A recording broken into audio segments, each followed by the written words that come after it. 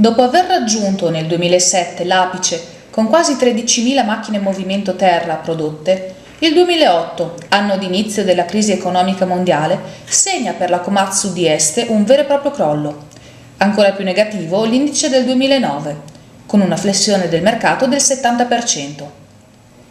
A questo punto l'azienda avvia un piano di ristrutturazione, d'intesa con il sindacato, ricorrendo ampiamente agli ammortizzatori sociali, cassa integrazione, prepensionamenti, dimissioni incentivate.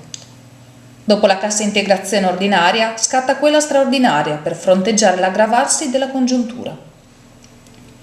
Nonostante tutto, la casa madre giapponese non ha smesso di investire, anche se dal 2008 i bilanci si chiudono in rosso e proprio di recente ha deciso di produrre ad Este 5 nuovi modelli. In tutte queste vicende c'è stata una particolare sintonia fra la direzione aziendale e il sindacato, e ciò ha permesso di considerare anche esigenze personali e familiari dei dipendenti. Va segnalato a tal proposito che nel biennio di maggior recessione 2009-2010 non si è registrata nemmeno un'ora di sciopero.